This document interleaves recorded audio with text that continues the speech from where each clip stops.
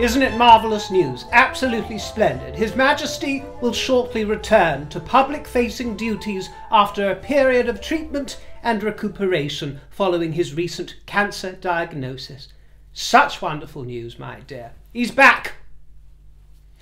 To help mark this milestone, the King and Queen will make a joint visit to a cancer treatment centre next Tuesday, where they will meet medical specialists and patients. And this visit will be the first in a number of external engagements His Majesty will undertake in the weeks ahead. Ooh, exciting times. 1 out of 2 is back, hopefully the second soon to follow.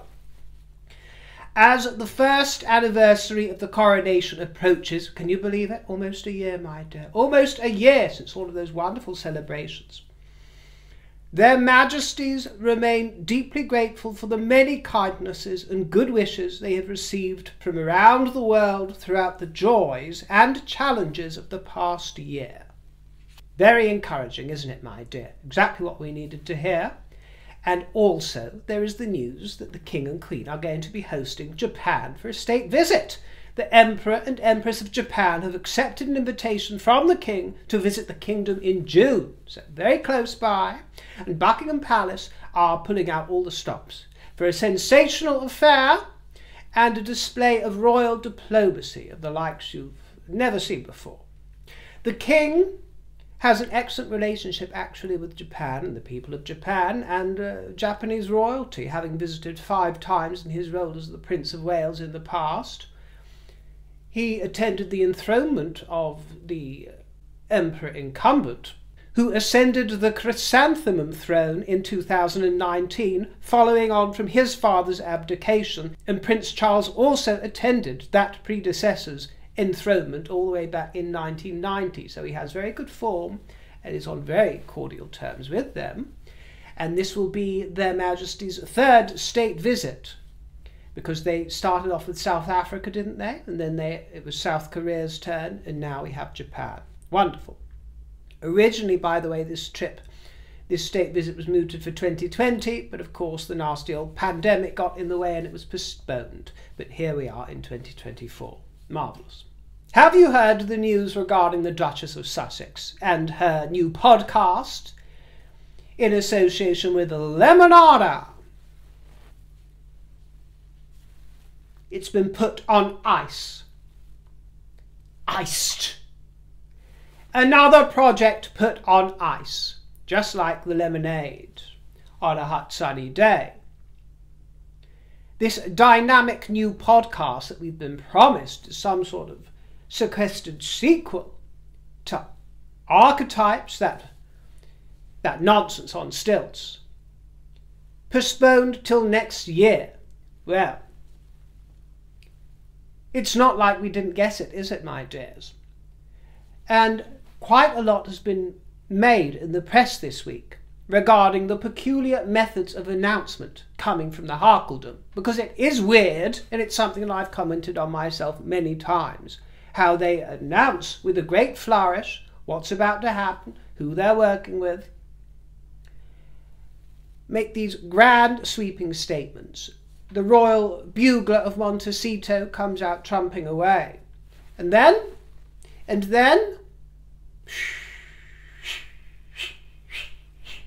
tumbleweed. Goose egg. Not so much lemonada as, well, nada.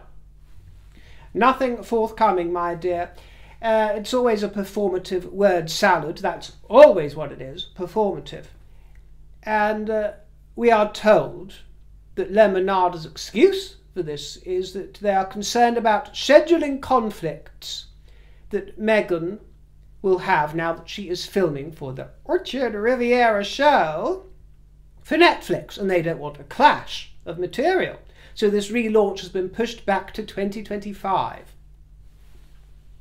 I think that Lemonada are going to be feeling as if they are a little sour, and that their noses have been put a little bit out of joint, even more than Meghan's, because they've been waiting for this moment. Meghan's been hyping it up, they've been hyping it up, getting all their PR agencies on top of each other, laying it all up, and then in classic Harkle style, in classic Meghan style, it has to be said. The House of Cards collapses, and all of a sudden it's postponed again and again and again. Do we think it will ever amount to anything, come to fruition? Or do we think that now that Meghan is cozying up with the Netflix bosses and the Paramount paramours, and she is fancying herself as Nigella of the Montecitans, or the Martha Stewart of the Montecitans, do we think that dear sweet Lemonada are going to get any juice out of her? I could be doing her great disservice. Anything is possible, but regardless, they've been pushed to the back of the queue. Netflix are boss now. They're key to Meghan's success, so she plans and plots. Well, she's been plotting and planning away behind the scenes to find a suitable candidate to take over as CEO for her branding, and if reports are to be believed, it's been an abject failure. The right person has not been found for this role, and so much so that she is now in talks with Netflix to set up a commercial partnership with them to develop spin-offs from her show, which from a business perspective isn't a bad idea, isn't the worst idea in the world. Maybe at the behest of Ari Emanuel, she has realised that she's a saleswoman and she's got to keep churning and merching and getting it all out there on behalf of Netflix.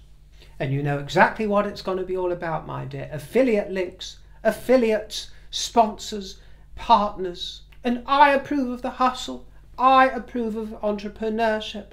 But what I find extremely vulgar is that she carries the title of Duchess. And even privately, behind the scenes, she remains an HRH. And is occupied as a princess of the United Kingdom on official documentation. It boggles the mind, it makes me queasy. But that's where we are. And another puzzle is this jam puzzle of hers. The one that she's been roping in all her celebrity mates to. We spoke before about Delphina Blackquier and about Tracy Robbins displaying their fruit-basketed wares from American Riviera Orchard. I still can't say that fucking brand.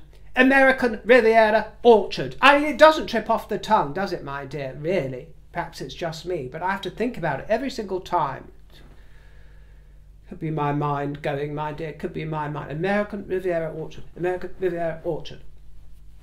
Not that I want to drum it into my psyche. Maybe that's what it is. My psyche, my system is rejecting it. Doesn't want it. Doesn't want it. Ha! Doesn't want it, my dear. This jam puzzle, yes, we saw the first two candidates, but since then, some more out of the 50 special recipients of the fruit basket have been revealed. For example, Tracy with 2 E's. No offence to anybody who spells their name T-R-A-C-E-E, but really, and obviously I'm speaking to their mothers or fathers, whoever came out with this. Tracy Ellis Ross displayed her wares, not in a basket this time, but a very nice bowl. I have to say it was very attractive that they've been coming in. She was numbered 20, so she's Meghan's 20th best friend in line of succession to the bestie of Rachel Ragland. And then there was old Mindy Kaling. Didn't we hear about her through archetypes? I can't remember now, my dear. Mindy Kaling, number 19. Have I got the numbers right? Maybe Tracy was 21. I haven't got my glasses on, dear. But Mindy, number 19. So in the inner circle, but not right up there. And are there any boys on this list that have been announced, by the way? Do you know any guys? Obviously, they're Meghan's friends, so they have to be gentlemen of colour, preferably from the letters community, and ideally with some sort of affliction of the mind. All 3, perfect, absolutely perfect. And trans. Add that on, but you know, has she sent anything to that photographer friend of hers, Misson Harriman? Has she sent one to him, or Omid? Mr. Omid Scobie, or her makeup artist, Daniel Martin? I haven't heard anything about that yet. I'm not sure that she'd dare send one to Edward Enninful, her old chum. because he's still in love with the rest of the royal family, which I don't think she likes very much at all. He still adores the king and Camilla and Catherine. And if you're gonna be in Meghan's gang, then you gotta choose your allegiance, my dear, and cut off your family and cut off your friends while you're at it. But others that have come forward with their strawberry jam are Abigail Spencer. Now, she was up there at number 6, which I think might mean that she is closest to Meghan's throne. Number 6 bestie she is.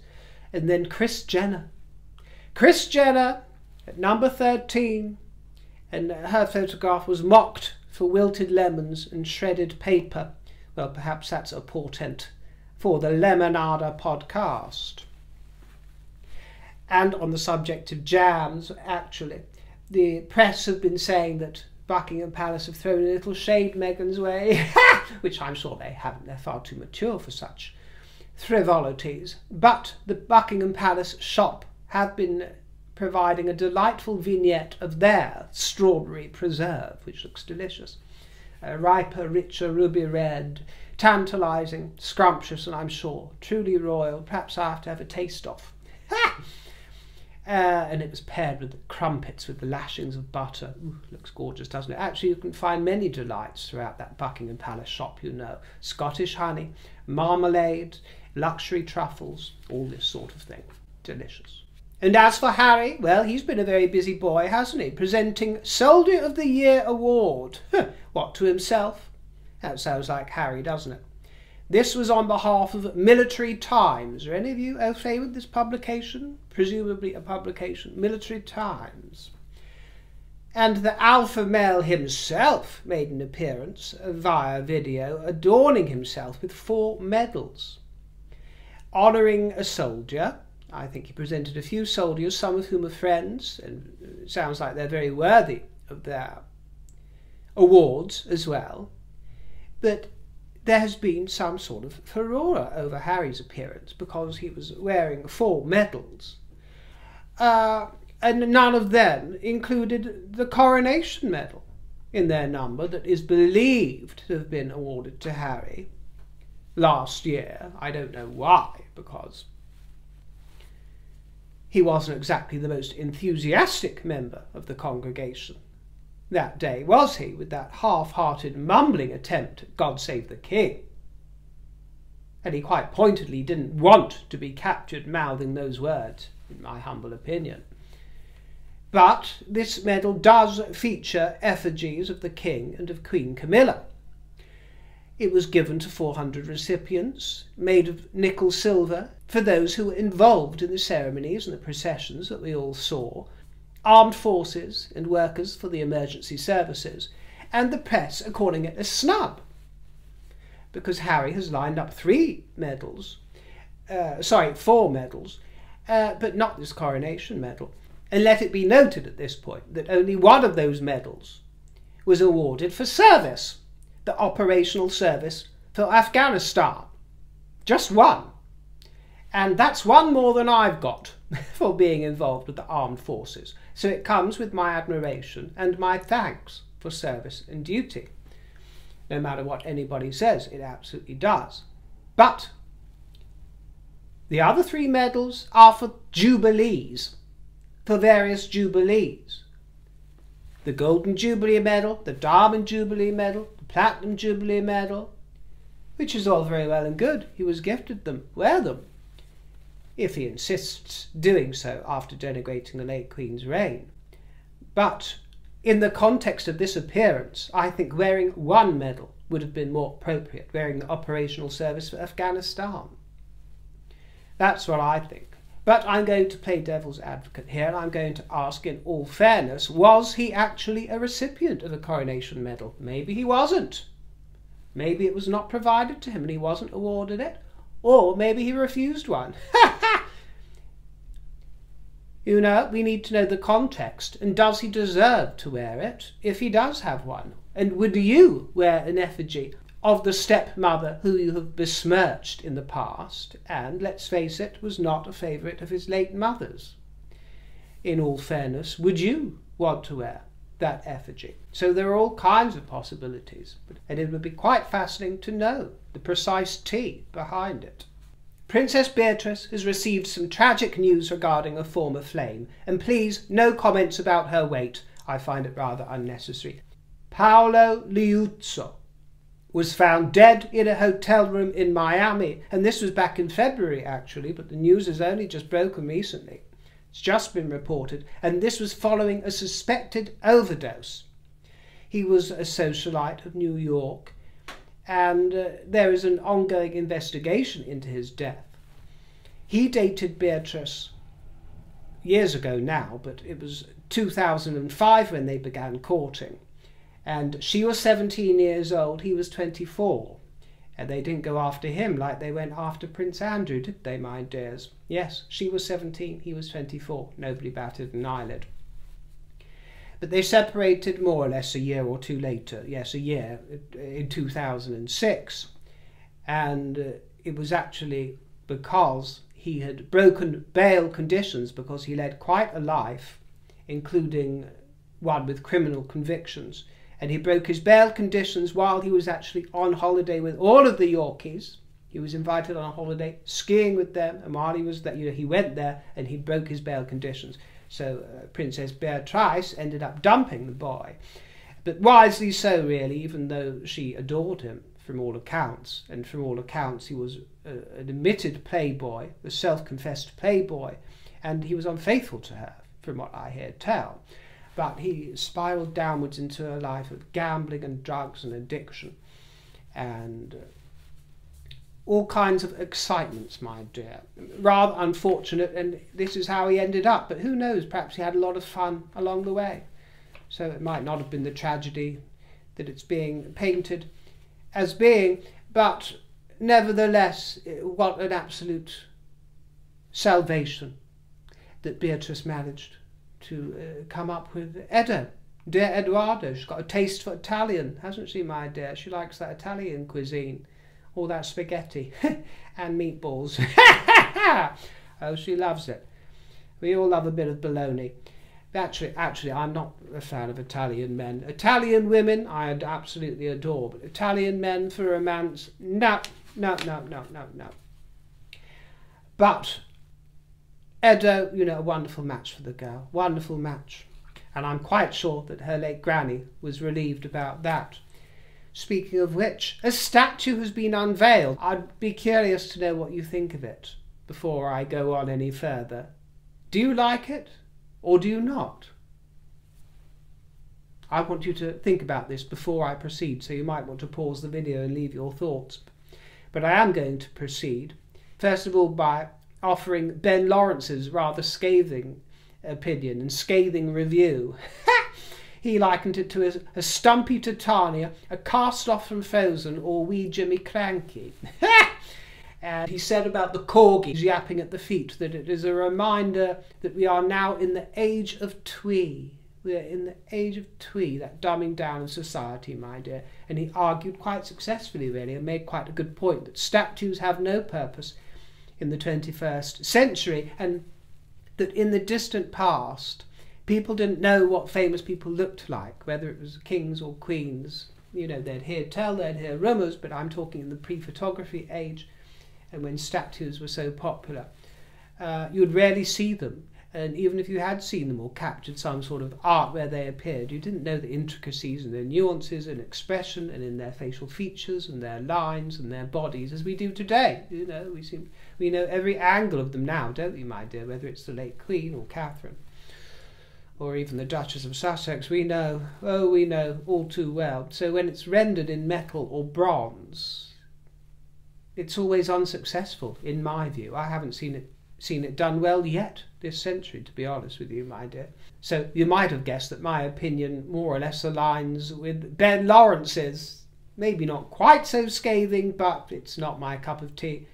And it doesn't really put me in mind of the late Queen at all, although I have every respect for the work of the various artists that create these things. But always ugly, I find these things. Always ugly. There's one of Amy Winehouse plonked in the middle of Camden, if it's still there.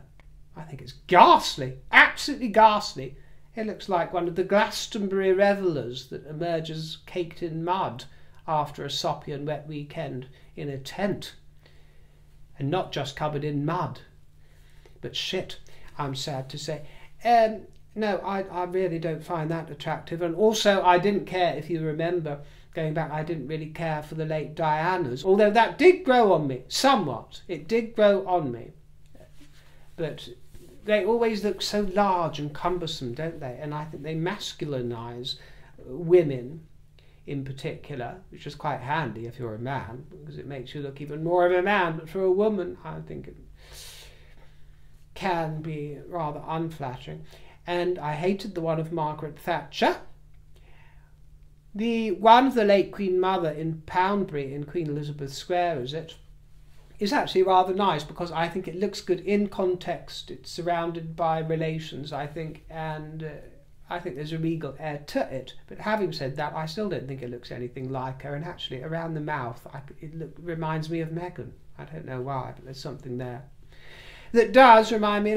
I don't know why, but no, it just doesn't appeal to me, my dear. It doesn't ring my bell. But as I say, I've got every respect for the craft and the talent of these people that drum these things up. Wonderful, marvellous. But now, a message from Joe, who said, I might be wrong, but looking at the current British monarchy, those that are doing an outstanding job filling in for King Charles, Princess Catherine, and giving Prince William some room to gradually return to royal duties are Queen Camilla, who's a commoner but turns out a strong woman and a queen, Princess Anne, who is 14th in line to the throne and a very strong woman, the Duke of Edward, Prince Edward, who is 11th in line to the throne, and the Duchess of Edinburgh, Sophie. Did I say the Duke of Edward? Or Edinburgh? Well, you know what I mean. I write these things. I write my notes down in initials sometimes. I don't write things out.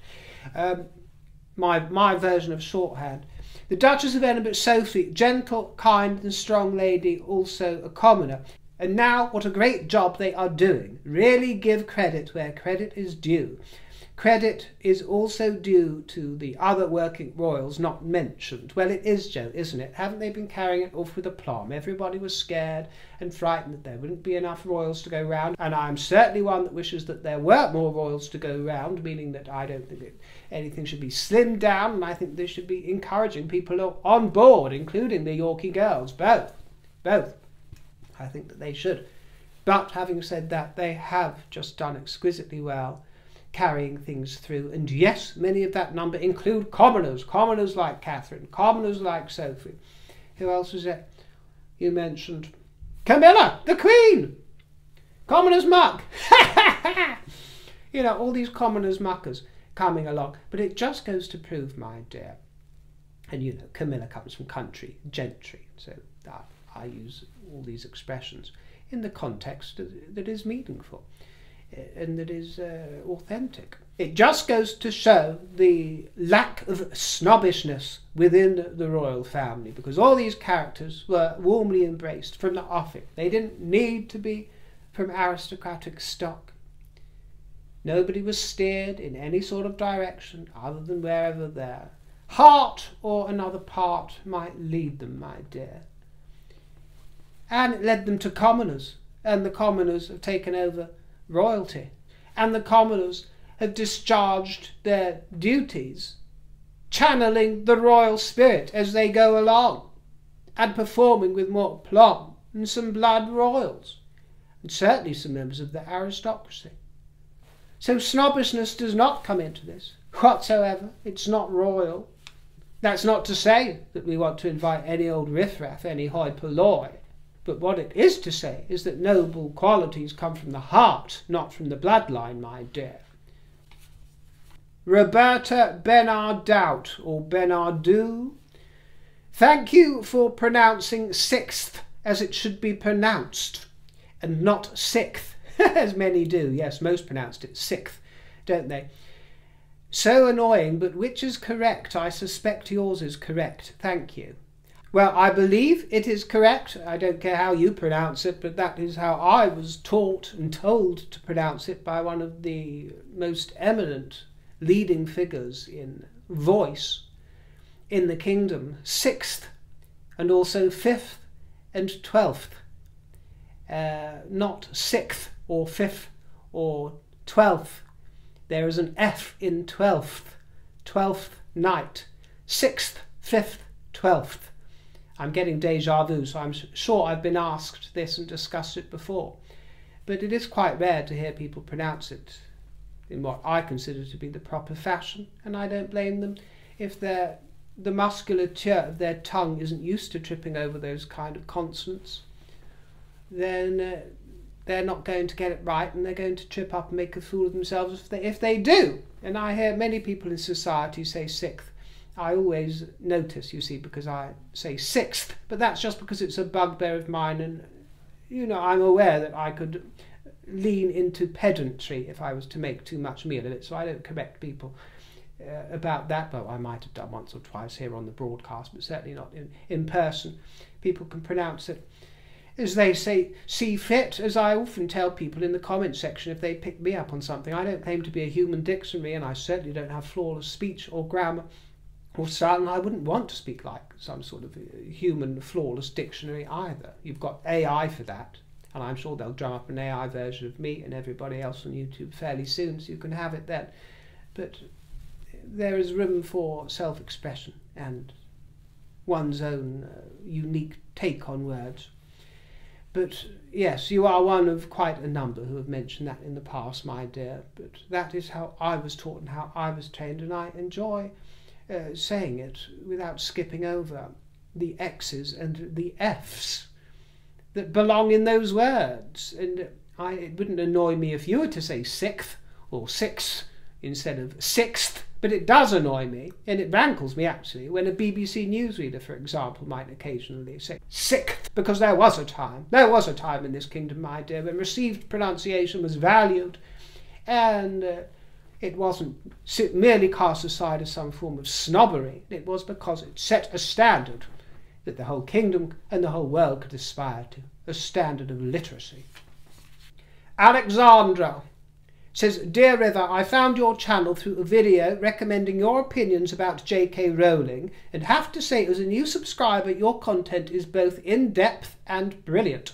You've shed light upon many important things occurring in the world, and I'm honoured to live at a time where you exist. Well, thank you, my darling. I'll try and take that huge compliment as I take insults with a pinch of salt and a giggle. But I thank you very much for the kind words. Very sweet of you. But I'm bringing it up because you spoke about my broadcast that was devoted entirely to J.K. Rowling a few weeks ago, was it? I can't remember. But it's not often, is it, that I go on to some other subject for focus on a video. But I will be doing that more and more, I think, because it was a surprise hit, actually. I didn't expect many views at all for that video, and I remember when I published it, you see, behind the scenes we can see when we publish a video and a broadcast emerges, we can see where it appears in our top 10 of our most recent videos, and as expected it came up as number 10 in terms of views. I'm talking about, it was 10th on the list, and I expected it to be that way, but it turned out to be a slow burner, and actually it's progressed now quite a bit beyond 100,000 views, I think, which really surprised me and tickled me. And also it brought in 700 new subscribers from that one video, and the good thing about that is there's a fresh blood sort of feel, because they're not especially people that would normally follow a royal related channel or royal based. They found me through bringing J.K. Rowling and that adventure into the mix. And so I think that it will be a nice way to freshen things up when there's nothing else royal related to discuss here and there, that I can bring up other matters and broach other matters, as I always do. You know that I weave these things into every broadcast, my dear. We don't just talk about the Harkles or the royals or the king at all. You know, I go all over the place, don't I? And every broadcast, I hope you would agree, has a slightly different flavour, depending on what's going on at the time and in my life and in your life, because you bring so much to the channel yourself with your comments and questions and enthusiasm. But yes, I am thinking about other videos in the same vein, not the same subject, but really I suppose you could say the style of that J.K. Rowling video, which wasn't scripted, but I had a lot of notes in front of me to get the points across, but the style of a polemic sort of speech, if you will, to hammer home various points and stay on topic. So you might see more of them coming up depending what's in the news and what there is that I want to sink my teeth into. But as for you, I thank you most sincerely for sinking your teeth into this fruity broadcast, and I look forward to seeing you on the next one. Enjoy the rest of your weekend, my dears. Lots of love to you, and toodle pip.